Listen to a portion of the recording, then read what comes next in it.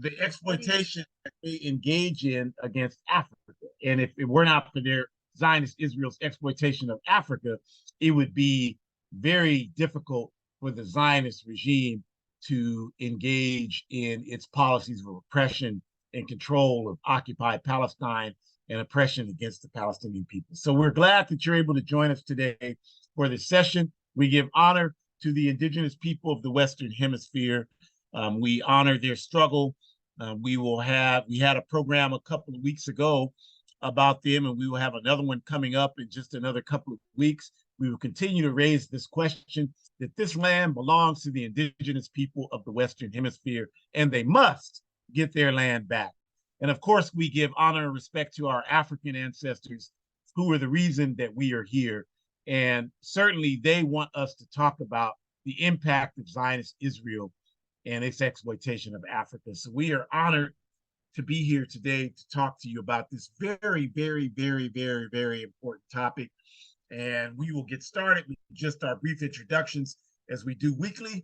And we just want you to know that our Ancestors' Voices is sponsored by the All African People's Revolutionary Party, as we said, the AAPRP. And that the AAPRP is a revolutionary, independent, mass Pan-African political party that is based in Africa. And our objective is Pan-Africanism, which we define correctly as one unified socialist Africa. And our work to achieve Pan-Africanism is outlined in clear terms in Kwame Nkrumah's Handbook of Revolutionary Warfare, which is here. And that work is to unite all of the revolutionary Pan-African formations on the ground throughout Africa who agree that Pan-Africanism is what we need. And Pan-Africanism is a total liberation and unification of Africa under scientific socialism. And our Ancestors' Voices, this program hosted each week, same time, same places, by the APRP organizers, myself, Ajamu, and Shakura, my daughter, biologically and ideologically. So to get us started on today's topic, Zionist Israel, filthy Zionist Israel and Africa, I'll turn it over to Shakura. Greetings. Thank you so much, sir. Appreciate it. Greetings, everyone. Hope you are safe and well. So we are at a crossroads here where we need to kind of break down a little bit of what is going on. Comrade, are we on slide number 3? I think I might have skipped ahead here.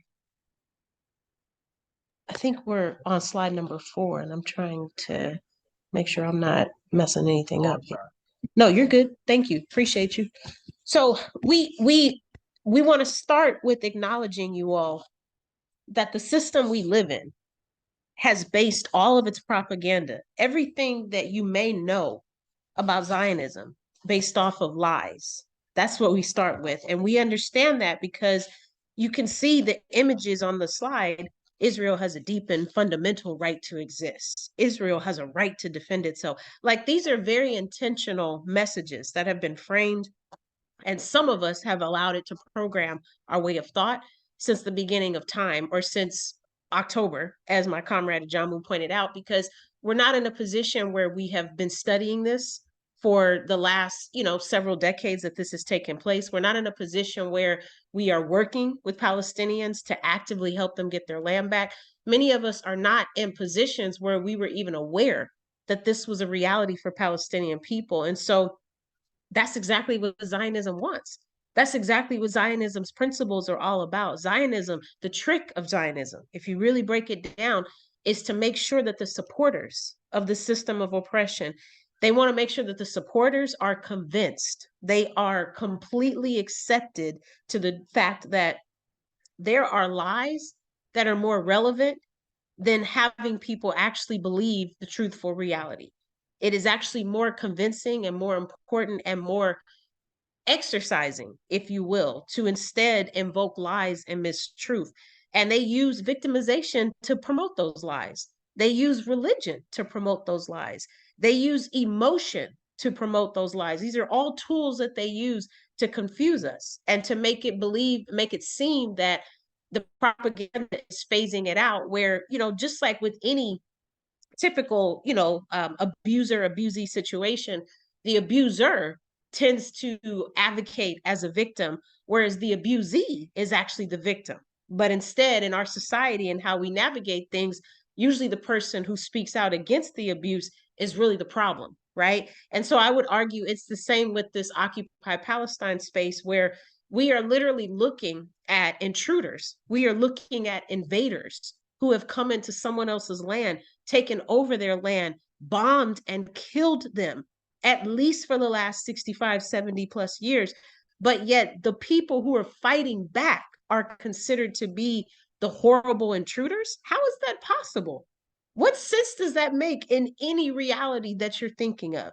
As you're sitting listening to us right now, that means if you truly believe that, and if you, in fact, have let propaganda warp your brain, then that truly means that as you're sitting here listening to this seminar, I'm assuming you're in some type of space where there might be a roof over your head. So that means when somebody walks into the space that you're in, that you may be paying a monthly rent or mortgage to, by that theory, that means that they can come in and then take everything that you have literally allowed blood, sweat, and tears to have a profit so that you could purchase to have those in your spaces. Now, you know that doesn't make any sense. You know that doesn't make any sense, but propaganda has reminded us religiously, pun intended, that this is in fact what's going on. And this is why, you all, the political education, it is so important. It is so important, you all. We've said this before, but it bears repeating. If you do not have a foundational understanding, meaning political education, if you don't understand how to separate the difference between lies and truths, then that means that the people who are pushing the lies out to you are going to continue to work overtime in doing so. Excuse me. That means you are not going to be in a position where you're going to be able to separate what's based on truth versus what's based on a lie. And if you can't separate that, then what good are you to the movement? What good are you to the people? What good are you to the masses of us who are trying to change these conditions, because we do know the difference?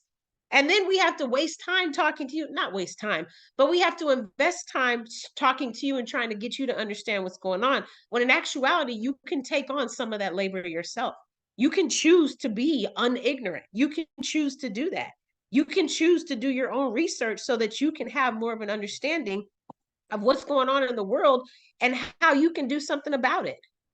This is why political education is so important. The All African People's Revolutionary Party wrote a brochure in 1986 called Smash Zionism. It was one of my favorite things to read when I had this on the work study reading list, because it's a very small brochure. It's probably a total of 6 pages, and that's double-sided, by the way. So it's, the left side and the right side. And it just basically very simply writes out what Zionism is, why it's a problem, and how it has impacted Africans as well as Palestinians. And it's one of my favorite pieces on the reading material list because it gives you a very short and sweet but concise understanding of why this is a problem and what are some of the things organizations like the All African People's Revolutionary Party is doing to address it. If I had not chosen to be a part of work study, if I had not chosen to then be a part of the All African People's Revolutionary Party, because work study is a branch within that organization, then I would not have this kind of direct access to increase my political education, which means I would be just as ignorant as every other person out there who thinks that Hamas is the invaders and thinks that Hamas are the people that we need to take down. You're donating money because you're trying to eradicate Hamas, when in actuality, you don't even understand that the victims are continuing to fight back and being blamed for fighting back.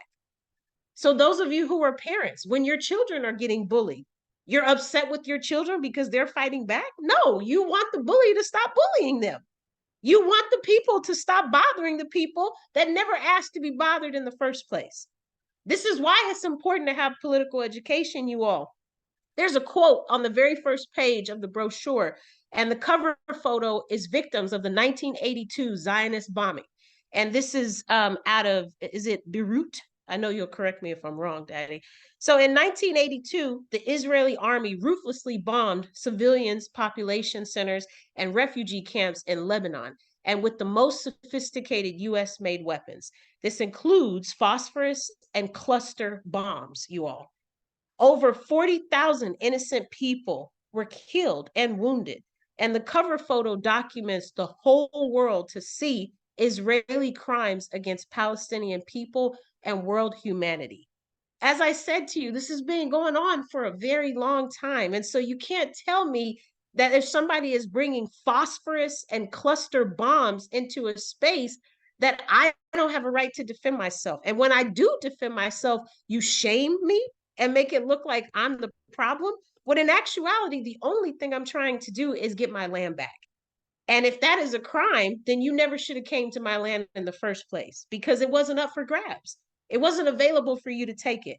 And that's why we're going to talk more about that tonight, about how propaganda will try to teach you that religion has everything to do with why the land is taken. I used to be confused by that.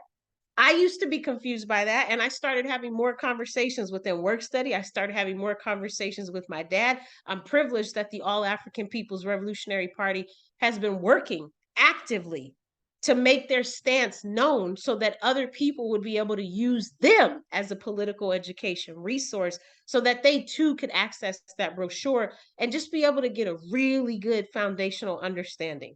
It feels so good when you have access to the truth. It feels so good. And you know, at the end of the day, you receive all this propaganda that's based on lies. You receive all this propaganda that is based on mistruths, and you might believe it. But when you get your hands on that truth, when you get your hands on something that's not based on lies, it's going to register for you differently. Because in the actuality of it all, you and I both know that if somebody walked into your resident right now and told you to get the you know what out, you would have a problem with that. You and I both know that. We both know that. So if you know that, it has nothing to do with religion, it has nothing to do with the fact that Israel is not a real place in the world, but Palestine is a real place. Like, it has nothing to do with any of those things. At the end of the day, we're talking about humanity and ethics. That's what we're talking about. And we're talking about the fact that you are asking someone to give up everything that was literally theirs just because you have now found a new place to call your landing space. And you have been upset with the fact that they have been fighting for so long that now you're going to find a way to make them look like the enemy. And we both know that that's not right. You all know that that's not right, because deep down you joined this seminar tonight because you still wanted to get more information about this topic. That means that you're curious. That means that you're aware of the fact that this is a problem. And if you know that it's not right, then that means your spark of humanity is still lit.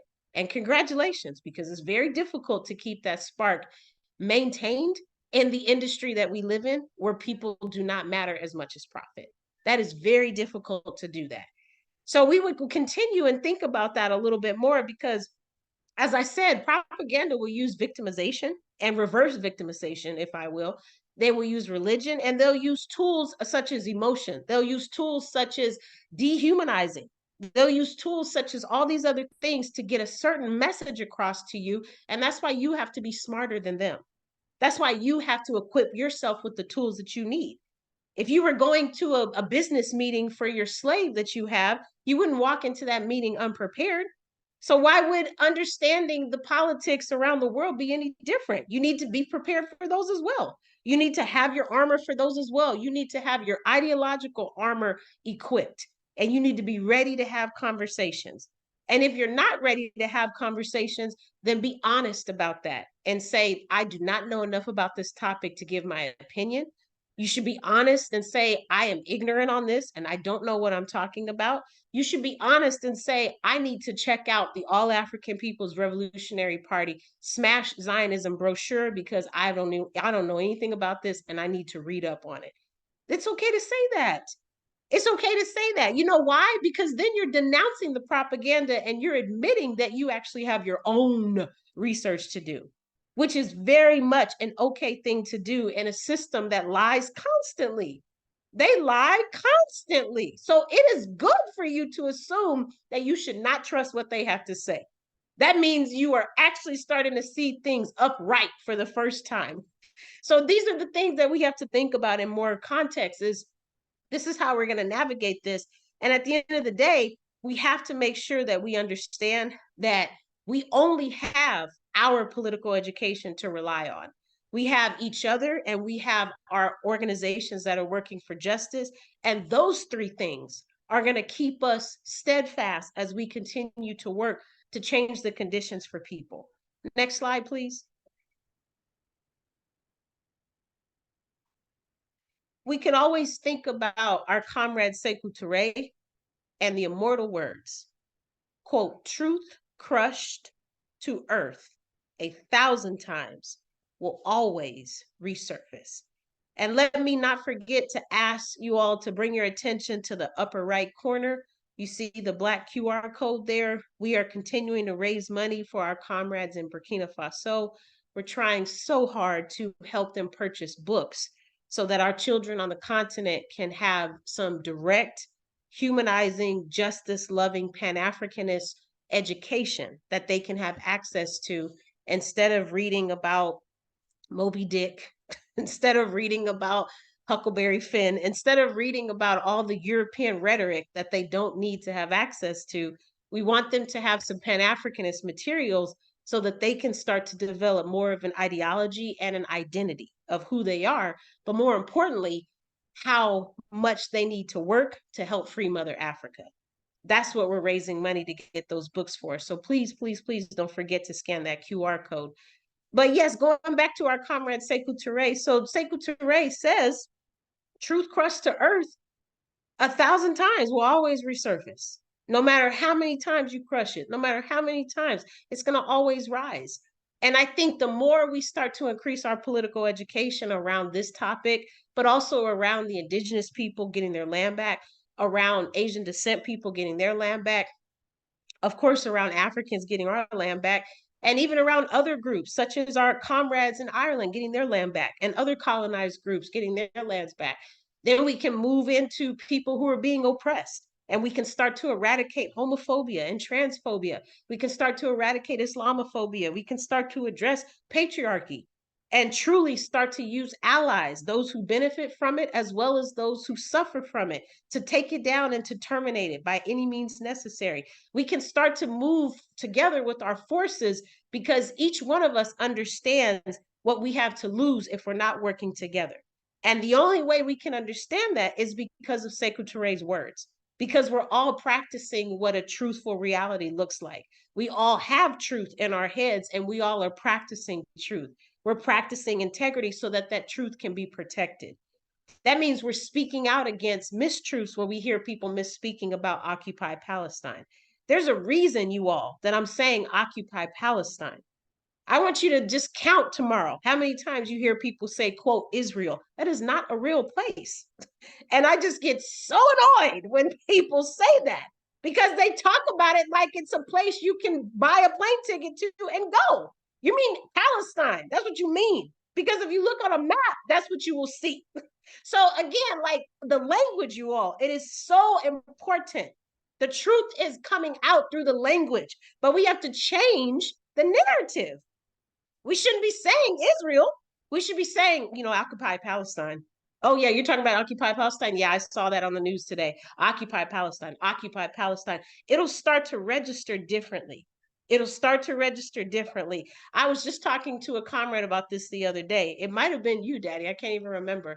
But I said to him, yeah, so I'm noticing that in my friend circle, majority of my friends are all African, but they don't use the term African. They use the term Black, or some of them use the term Afro-American, depending on how they identify. And they know me, I always say African.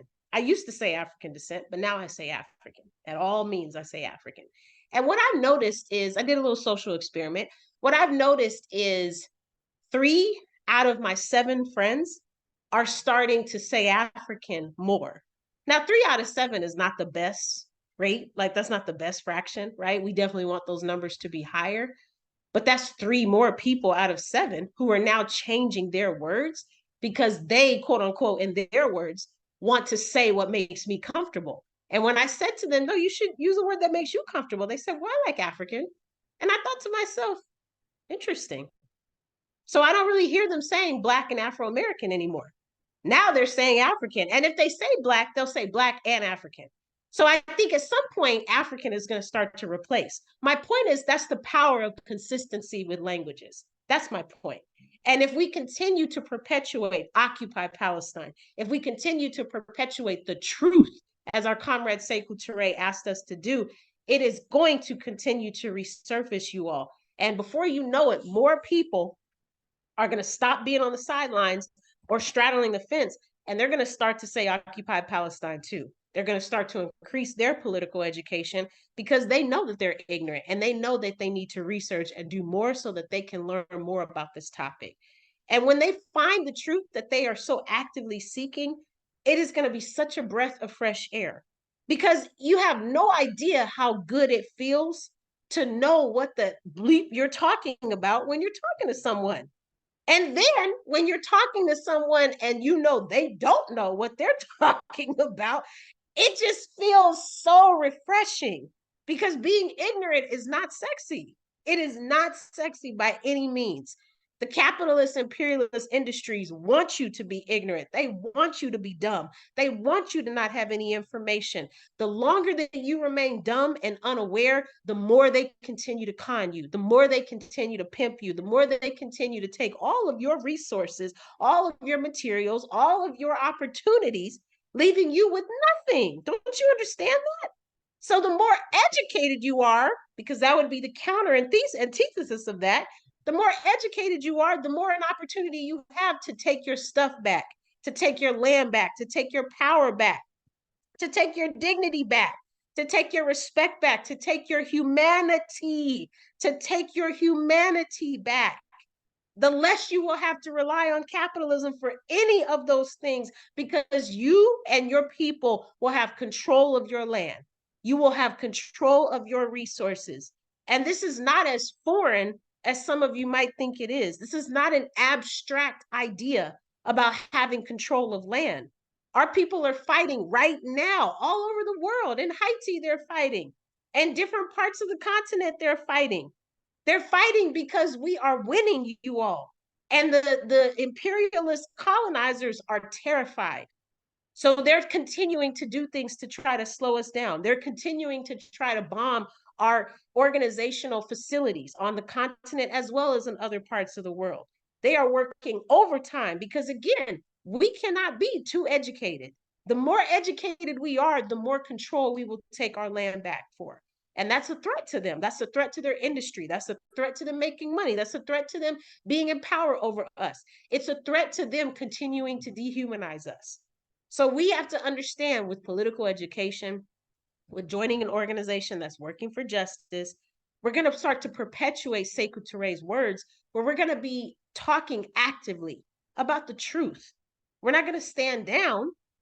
We're going to speak actively about the truth because everything is a teachable moment. And if you're engaging with someone who is ignorant about Palestine, you have a moral responsibility to speak up.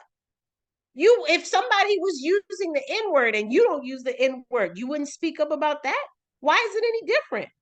If someone was saying the word that you all said 2 weeks ago for the holiday in November, you wouldn't speak up and say you should actually be saying Thanksgiving, or you should be saying unthanksgiving. If someone was saying a derogatory term about femme people, you wouldn't speak up about that? It's no different, you all. Palestinians deserve our camaraderie. They deserve our respect. And we have a responsibility to protect their oppression. We have a responsibility to protect that because their oppression is our oppression. And they have certainly showed up for us. So as I prepare to close, we cannot stress enough that we encourage you to join an organization working for justice. And I truly, truly mean to do that before 2024.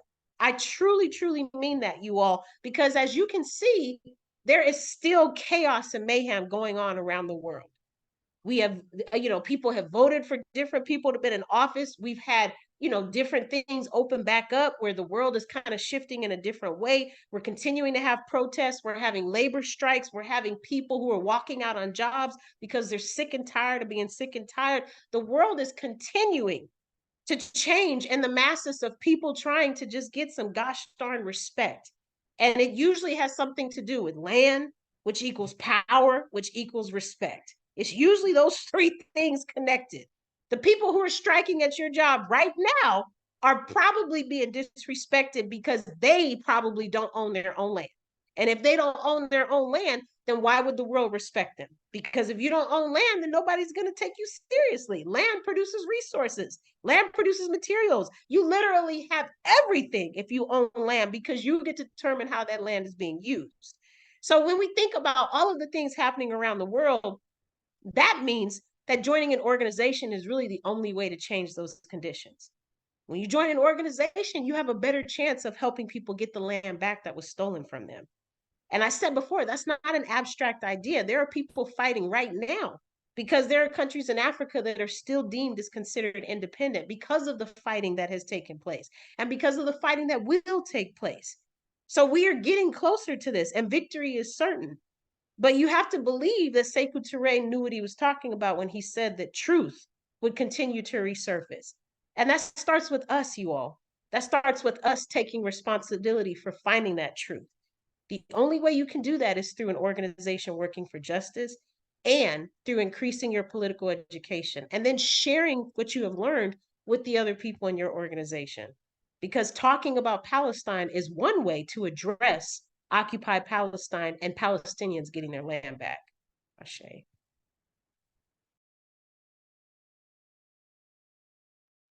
Ashe, Shakura, thank you very much. And I just wanted to, as we transition into talking about Zionist Israel and Africa, before we begin, remind people to support the Thomas Sankara Center for Liberation and Pan-African Unity. The QR code is on the screen. And then just if people are paying attention to any type of news, any type of information, you've seen in the last few days, Shakur's talking about the importance of land.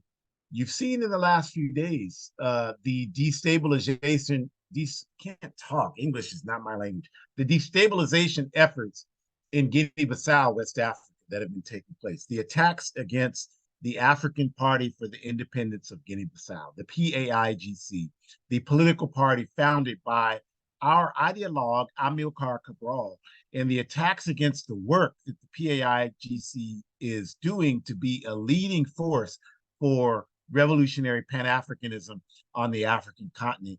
And I just want to encourage you to pay close attention to that. The president of the PAIGC, a good comrade, brother Domingos Pereira, was shot at the other day. Fortunately, he was able to escape any injury, but imperialism never rests. They are doing everything they can to destroy our work to bring about freedom for African people everywhere on earth.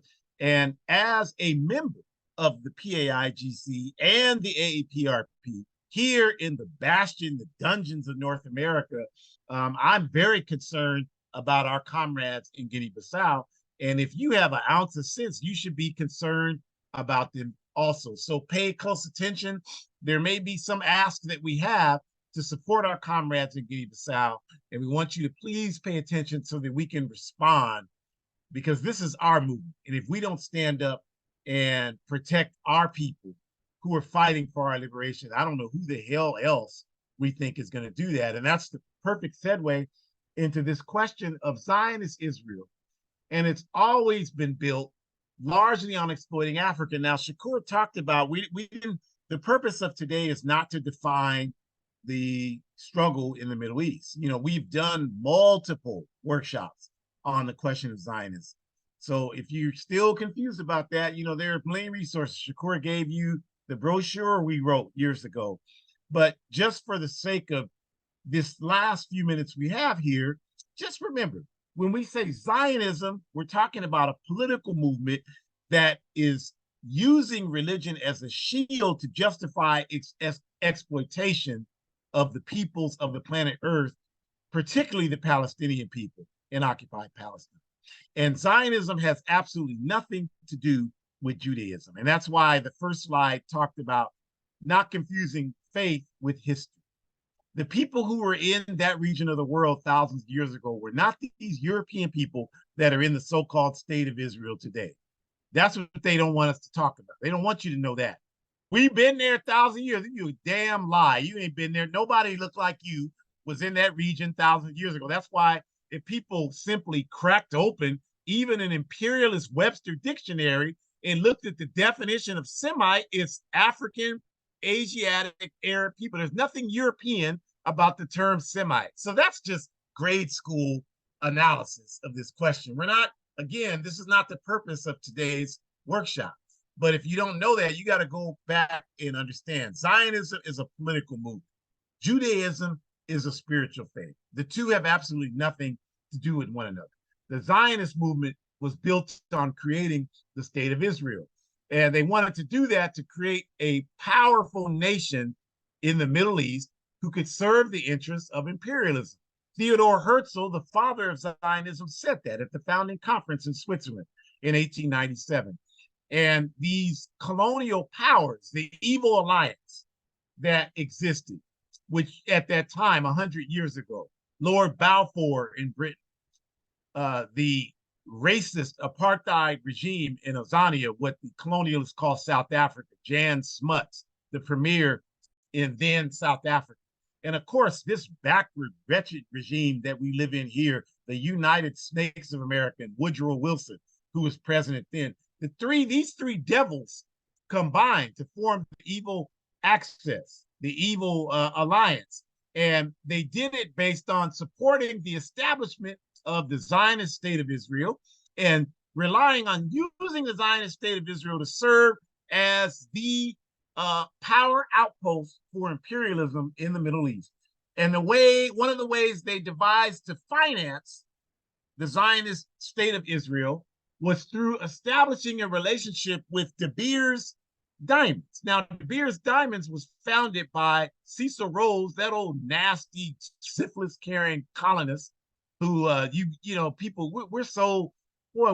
we have such a slave mentality. We'll get a scholarship to go, well, I'm a Rhodes scholar. There's no way in hell I would want to be identified with such a dirty, stink breath, syphilis, scurvy carrying demon like that, Cecil Rhodes.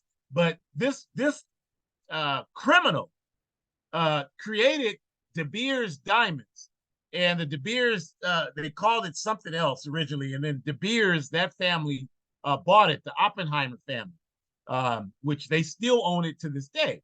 And so they established this relationship, and the point of making that known is that the first way we'll talk about Zionism's exploitation of Africa is the Balfour Declaration was signed in 1917 by Lord Balfour in Britain. And this really opened the floodgates to these Europeans from Europe who said they were Jews going to occupy Palestine and settling there. This was 1917, decades before the Holocaust, which didn't begin to happen until the early 1930s, when the Third Reich came to power in Germany and created the Nazi Germany. But the point of this is that these folks began to go there.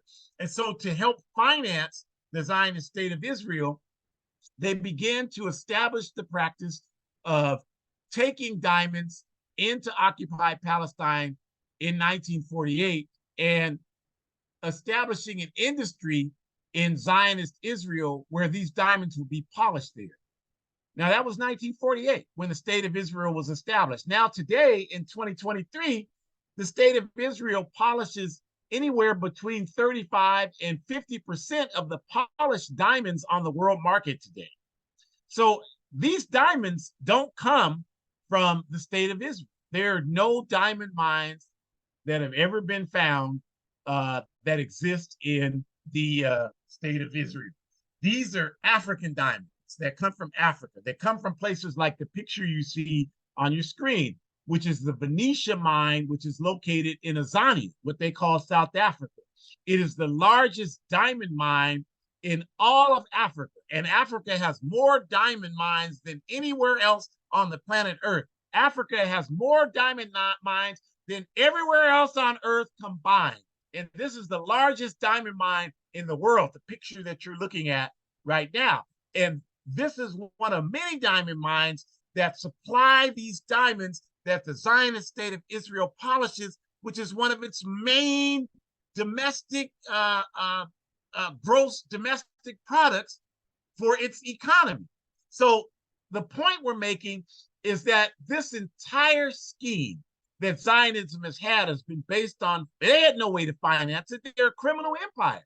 So their entire scheme has been based on exploiting Africa in order to maintain this Zionist empire and maintain its ability to exploit the Palestinian people. And the United States of America has supported this from the very beginning because they wanted a police officer in the Middle East to represent their brutal colonial and capitalist interests all over the world. So now you've got the Zionist state of Israel controlling all of those main shipping routes through the Middle East, the Mediterranean Sea, the Red Sea. They control all of that. They're the dominant force up there. And so if you understand all of this, this is how they control shipping products from the east to the west and the west to the east. This is how they control the entire world economy. And Zionist Israel plays a major role in that. It's not an accident that Zionist Israel was established there in that region. And then the other main shipping route in the world through the Cape in Southern Africa was controlled by apartheid, racist, apartheid South Africa, up until our people at least were able to run the settler colonists out of that position in Azania, South Africa. So this is how they control the world politically and economically, you all. And this is why Zionism had to establish itself by exploiting Africa. This is the only way they can ensure that they had the resources to maintain their dominance, not only just in the Middle East, but around the world. So this was their entire scheme in creating a political movement around a state, the state of Israel, that would serve imperialism. And then the next part we want to talk about is that for Zionism to continue to prosper, they had to continue to control Africa. And this has meant attacking all over Africa where resistance was being established, because the people in Africa, understanding what we just got through talking about how much of Zionist Israel's domestic economic prosperity was based on exploiting Africa, this inspired a lot of areas of Africa to support the Palestinian struggle against the Zionist state of Israel, as they should. And if you study that history, even just vaguely study, you'll know that many areas in Africa served as launching pads for Palestinian commando groups, Palestinian resistance against the Zionist state of Israel. They couldn't operate anywhere in the Middle East because most of those places are satellite states for imperialism. Saudi Arabia, Bahrain, Kuwait, those are nothing but Arab satellite states for imperialism. So there weren't really many other places that the Palestinian resistance could stage itself. So Africa, for the most part, in the 60s, 70s, and 80s, served that purpose. So you had the situation in Entebbe in Uganda, for example. You had the Eritreans, who were highly supportive of the Palestinian movement. The Palestinians staged their operations against the Zionist state of Israel in these areas. And as a result of that, the Zionist state of Israel waged war on Africa for allowing these Palestinians to exist there and to stage their operations against the evil state of Israel. And so the militarization of, as you know, the International Monetary Fund and the World Bank began to give their structural adjustment loans and control African economies, a part of those packages, because now there isn't a single country in Africa that isn't dominated by these imperialist banking institutions today. And to enable them as a part of that package was using Zionist Israel in its efforts to militarize these African areas in Africa. And the picture you see on the screen is these Zionists in Africa training African military, training African police agencies to, in Krav Maga, the Israeli Defense Force method of hand-to-hand self-defense. and providing them with weapons and military apparatus to repress the resistance movements, like the Eritrean People's Liberation Front, as I said, had great relationships with Palestinian resistance movements. That's why they've engaged in these efforts all over Africa and created so much instability in Africa. And I talked about Entebbe in Uganda, and this is why the Zionist state of Israel was a major contributor to the coup d'etat in 1971 in Uganda that overthrew the government of Milton Obote. That's why they did that. It's because they wanted to punish Uganda for supporting the Palestinian resistance. And again, the reason why Africa was doing this was because of Zionist Israel's exploitation of African resources. And now today, in another effort to do that, Zionist Israel today provides $100 million in military weapons, aid, and training to Ethiopia, the government of Ethiopia, which serves as imperialism's police force in Eastern Africa, repressing the people in Somalia, repressing even people in Ethiopia. The Eritrean struggle gained independence from Ethiopia, but now you have, the Tigray situation in Ethiopia. Now you have the Oromo situation in Ethiopia. And the Oromo people are some of the people, some of that region there is one of the oldest regions in the world where many of the Falasha came from. And the Falasha were the first known Jewish people in the world. That's why the people in Ethiopia confused about this question of the real homeland for Jews have found themselves, unfortunately, traveling from Ethiopia to Zionist Israel and expecting to be honored and respected as citizens because they are the original Jews on the planet Earth, African people. And because of this, they have been treated with complete scorn and disrespect in the Zionist state of Israel. And this is just a very unfortunate situation.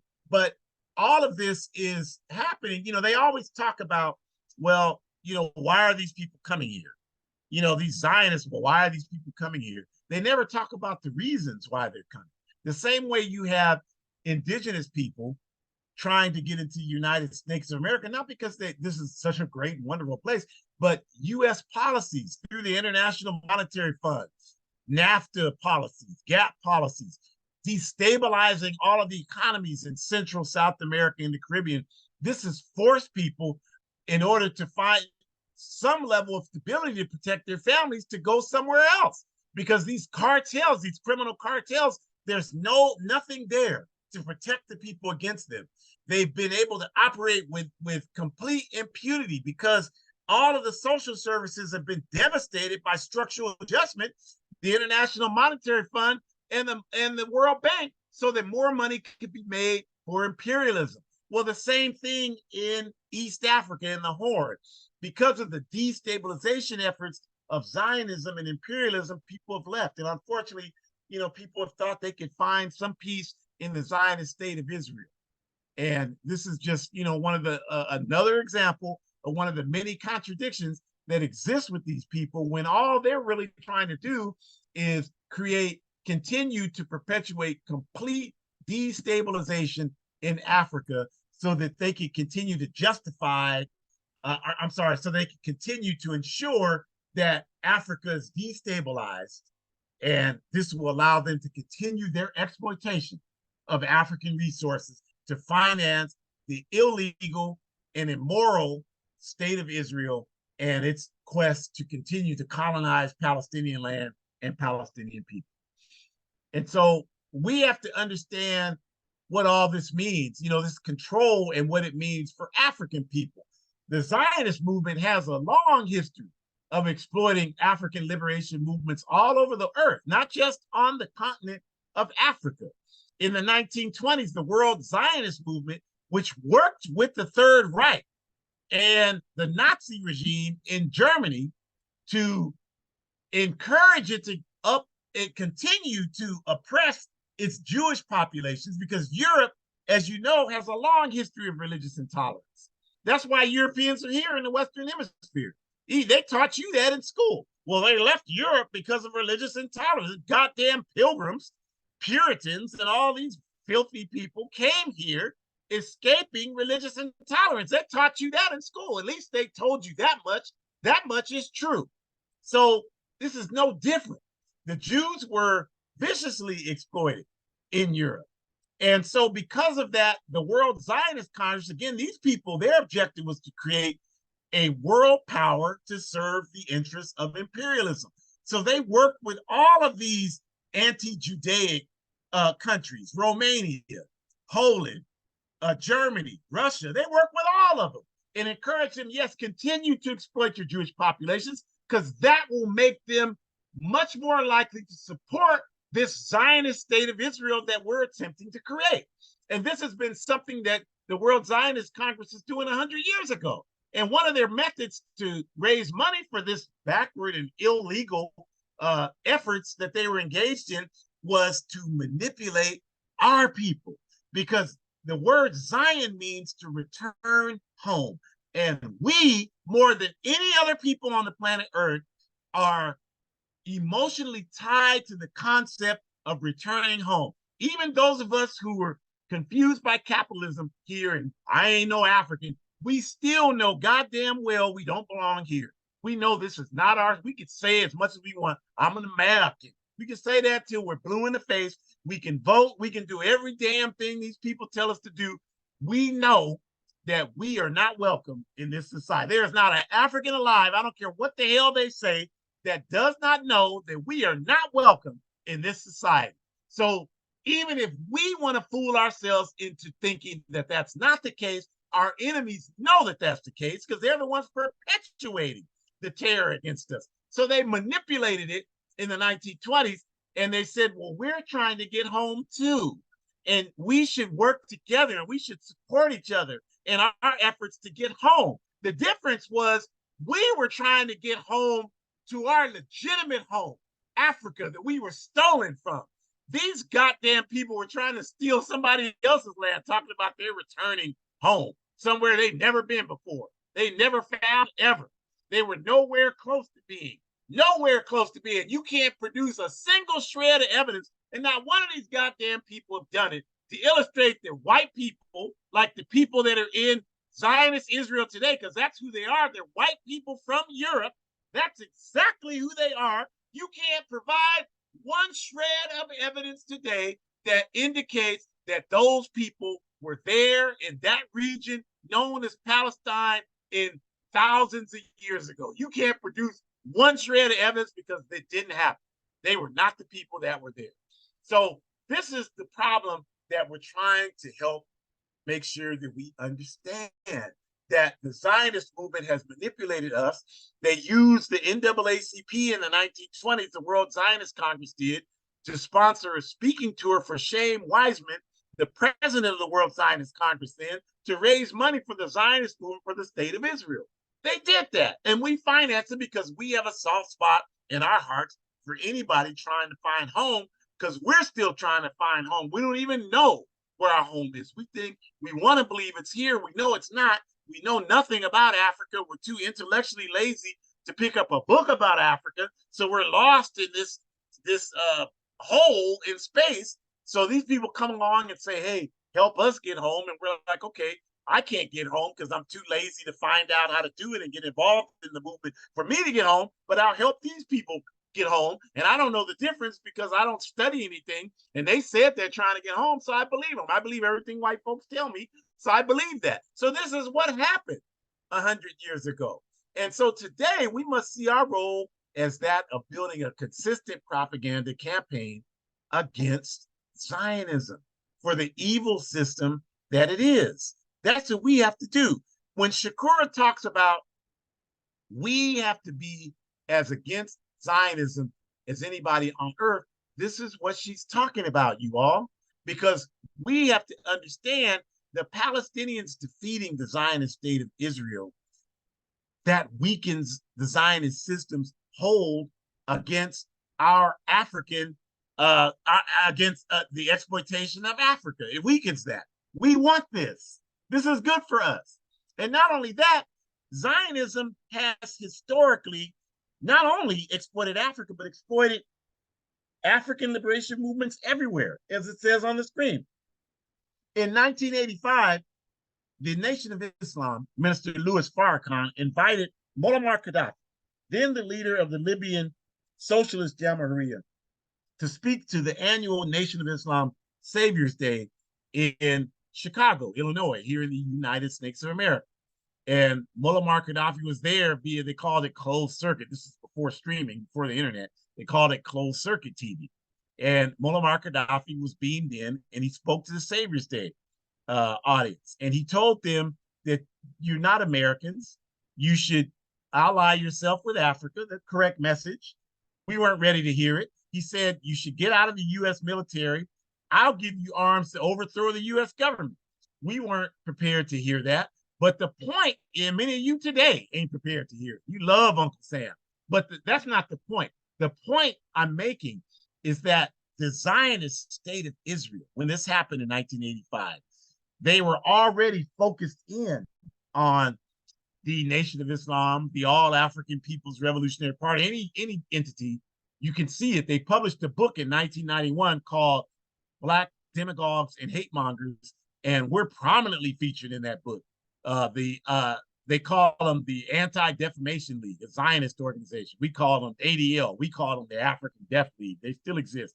They published this book in 1991. They said we were the most anti-Zionist organization in the U.S., and to this day, I consider it an absolute honor. And so they came after Farrakhan and the nation for having Gaddafi come there, because Gaddafi was one of the most consistent anti-Zionists in the world. That's one of the reasons why they wanted to get rid of him. Aside from the African currency, the dinar that he was attempting to use Libyan gold to back and create in 2011 when Obama murdered him.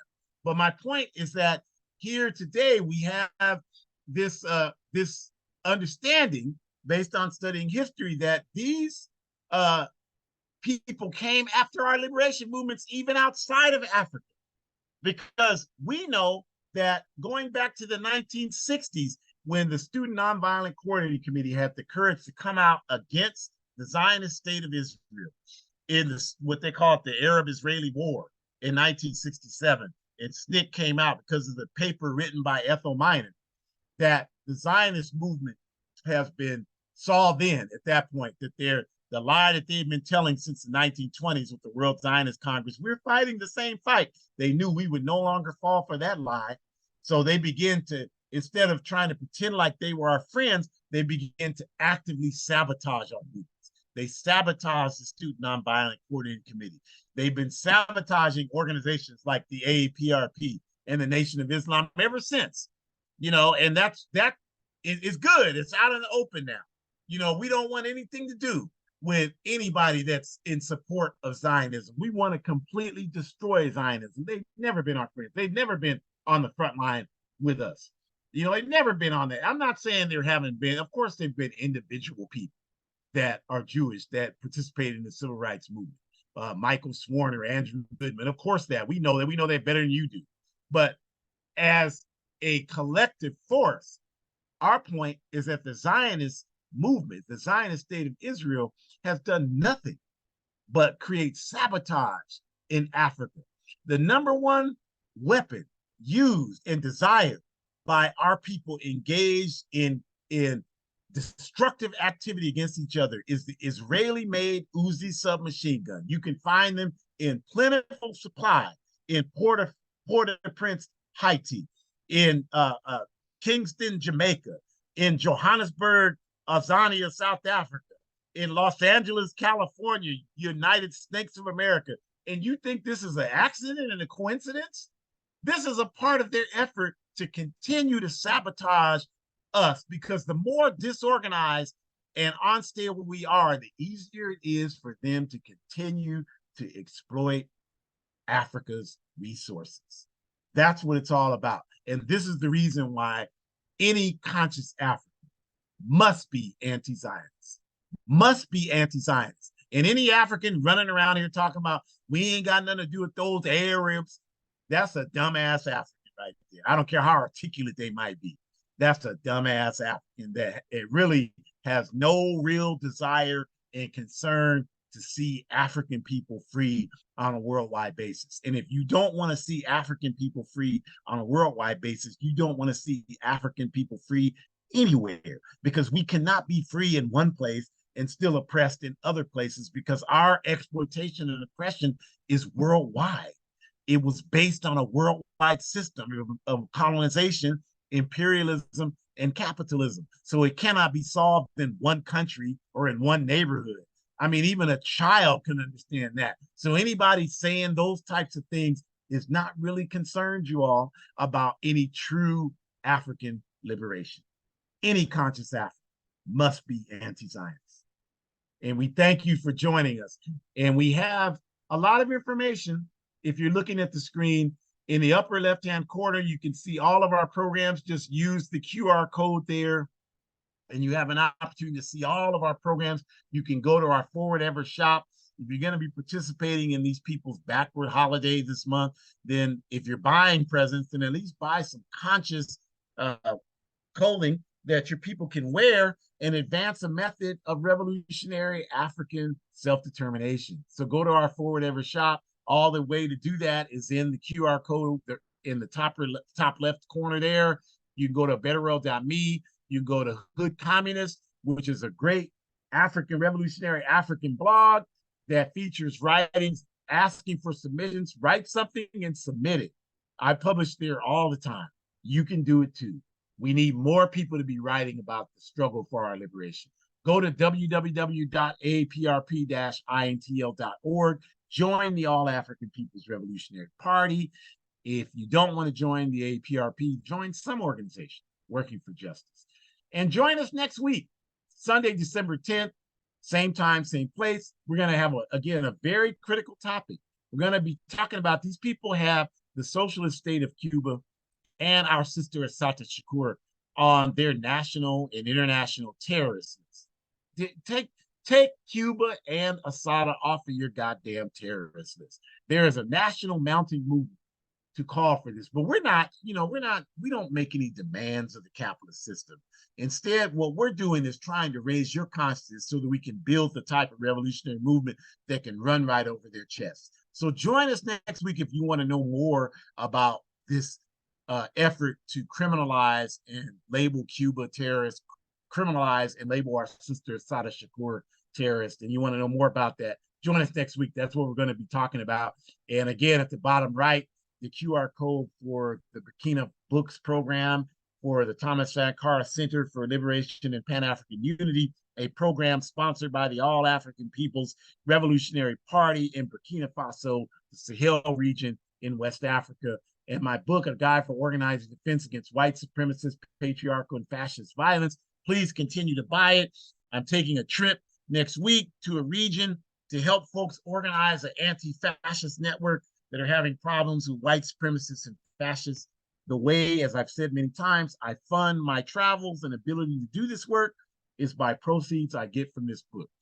And you should want the book anyway, because it's a good book to help you understand how to organize against these systems of oppression that we're dealing with. It's only $8 US. So please tell people, buy it. It should blow up. The more it blows up, the more I can do. And I want to do more. We thank you for joining us today. Stay strong, stay up, stay positive, forward ever, backwards never. Join an organization working for justice, because organization is the weapon for the oppressed. Enjoy the rest of your Sunday evening.